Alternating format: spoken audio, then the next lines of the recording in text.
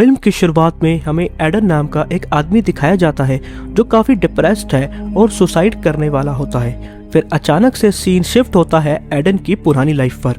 उसे अचानक बाहर से शोर और दरवाजे पर दस्तक सुनाई देती है। जब वो टीवी ऑन करता है तो इमरजेंसी ब्रॉडकास्ट देखकर हैरान रह जाता है। उसके अपार्टमेंट के बाहर अफरा तफरी मची हुई थी।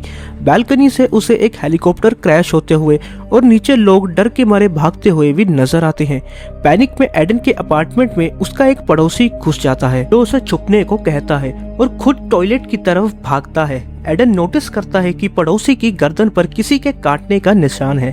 तभी वो टीवी पर आती हुई न्यूज को देखता है जहां पर उसे पता चलता है कि एक ज़ोंबी आउटब्रेक हो गया है जो खून, खरोच और काटने से फैल रहा है।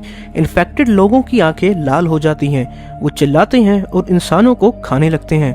एडन अपने पड़ोसी पर शक करता है क्योंकि उसकी आंखें भी अब लाल होने लगी हैं और वो उसे अपने कमरे से बाहर निकाल देता है। कॉरिडोर में निकलते ही ज़ोंबी उस पड़ोसी पर हमला कर देते हैं। न्यूज में सबको घर के अंदर रहने की सलाह दी जाती है। इनके पापा का मैसेज आता है कि वो उसके पास आ रहे हैं, लेकिन रास्ता ब्लॉक होने के कारण वो ऐसा नहीं कर पाते और फोन का कनेक्शन कट जाता है। दिन गुजरते हैं। अब एडन वहाँ मार्कर की मदद से एक मिरर पर अपने वहाँ पर गुजारे हुए दिन लिखने लगता है। दिनों के बाद अब वो अपना घर साफ करता है, पर लेकिन न्यूज आ जाती है कि पानी की सप्लाई कटने वाली है। रात को अब वो ब्लॉग्स बनाता है। 2 हफ्ते बाद पानी खत्म होने लगता है और अकेलापन उसे पागल करने लगता है। हेलुसिनेशंस की वजह से वो बिना आवाज करे बेसबॉल खेलने लगता है। गुस्से में वो एक ग्लास तोड़ देता है जिसकी आवाज से एक ज़ोंबी वेंट के रास्ते अंदर आ जाता है, जिसे एडन अब बेसबॉल बैट की मदद से मार देता है। एडन को उसकी मदर का एक वॉइस मैसेज आता है जिसमें बताती हैं कि वो और पापा अभी इसमें बंद हैं और वो जल्द ही उनके पास आ जाएंगे। लेकिन मैसेज के एंड में वहाँ से शोर शराबा सुनाई देने लगता है और परेशान होकर उसे लगता है कि ज़ोंबीज ने उन पर भी हमला कर दिया है। वो वहाँ से जल्दी से निकलने की कोशिश करता है, लेकिन ज़ोंबीज से लड़ने बाहर जैसे ही वो निकलता है उसके पास ताकत नहीं होती और वो वापस अपने कमरे में भाग आता है। 1 महीने बाद बिजली चली जाती है तो एडन उम्मीद खो देता है और फांसी लगाने की कोशिश करता है।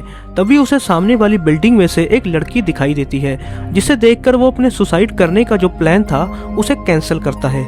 दोनों पेपर पर लिखकर वो दोनों बातें करना शुरू करते हैं। एडन को पता चलता है कि उसका नाम ईवा है। एडन को खुशी होती है कि कोई तो उसके साथ जिंदा है। बारिश होने पर एडन नहाता है और अपनी बियर्ड शेव करता है। वो रोप और बेसबॉल की मदद से ईवा को ड्रिंक्स बेचता है। जब एक ज़ोंबी ईवा की बिल्डिंग पर चढ़ने लगता है तो एडन उसे डिस्ट्रैक्ट कर अपने अपार्टमेंट में बुला लेता है और उसे मार देता है।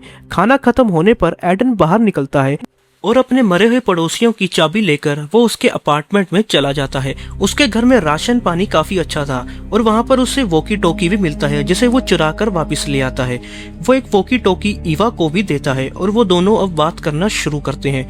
जब खाना फिर खत्म होता है तब एडन एयर वेंट के रास्ते एक दूसरे अपार्टमेंट में जाता है, जहाँ पर उसे देखने में तो वो अपार्टमेंट सेफ लगता है, लेकिन वहाँ पर उसे एक एडवर्ड नाम का एक बूढ़ा आदमी मिलता है जो एडन को खाना देता है, पर अचानक से उसे बेहोश भी कर देता है। वो एडवर्ड नाम का बूढ़ा आदमी ऐसा इसलिए करता है क्योंकि उसकी पत्नी भी ज़ोंबी बन चुकी थी और वो एडन को अपनी पत्नी का खाना बनाना चाहता था। एडन बहुत गिड़गिड़ाया, पर एडवर्ड ने उसका दर्द कम करने के लिए उसे पेन किलर्स ऑफर की। जब दरवाजे पर शोर होता है, एडन मौका देखकर वहां से छूटकर भाग जाता है और एडवर्ड को ही उसकी ज़ोंबी पत्नी को खिला देता है। उधर ईवा बताती है कि उसके घर में ज़ोंबी घुस आए हैं। एडन तुरंत वहां पहुंचता है और ज़ोंबी को मार देता है। फिर दोनों बालकनी से कूदकर ज़ोंबी से लड़ने के लिए अपार्टमेंट की ओर बढ़ते हैं। घर के अंदर पहुंचकर एडन को लगता है कि उसे ज़ोंबी ने काट लिया है, इसलिए वो ईवा से बोलता है कि वो उसे मार दे। पर जब वो अपनी शर्ट उतारता है तो उसे वहां पर कोई भी निशान नहीं दिखता। फिल्म की एंड में हमें ये दिखाया जाता है कि ज़ोंबीज अभी भी उनका दरवाज़ा तोड़ने की कोशिश करते हैं, पर एडन और ईवा एक दूसरे का साथ देने का वादा करते हैं और इस मूवी की एंडिंग यहीं पर हो जाती है।